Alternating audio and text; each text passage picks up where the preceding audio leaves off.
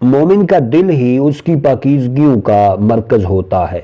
مومن کا دل اللہ کا گھر ہے، اور جہاں اللہ ہو وہاں بری نیت گویا برے ارادے رکھنا مومن کی شایان شان نہیں۔ ہمارا آج کا موضوع اللہ دلوں کو دیکھتا ہے۔ ناظرین، اگر آپ نے ابھی تک ہمارا چینل سبسکرائب نہیں کیا تو ہمارا چینل سبسکرائب کر لیں اور بیل آئیکن کو بھی پریس کر لیں تاکہ نئی آنے والی ویڈیوز آپ تک بآسانی پہنچتی رہیں۔ حضرت ابو ہریرہ رضی اللہ تعالی عنہ فرماتے ہیں کہ رسول کریم صلی اللہ علیہ وسلم نے ارشاد فرمایا کہ اللہ تعالیٰ تمہارے جسموں اور تمہاری صورتوں کو نہیں دیکھتا، وہ تمہارے دلوں کو دیکھتا ہے۔ فرمان مصطفیٰ یہ ہے کہ اللہ رب العزت بندے کے ظاہر سے زیادہ باطن کو دیکھتا ہے۔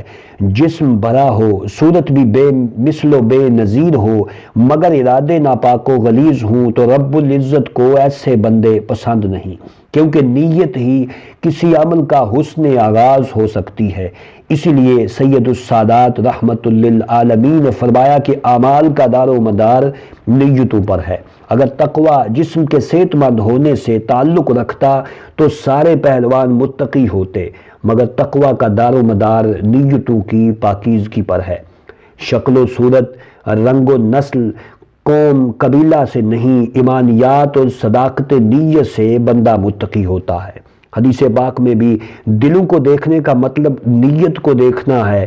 نیت کسی بھی کام کو کرنے سے پہلے کے ارادے کو کہتے ہیں۔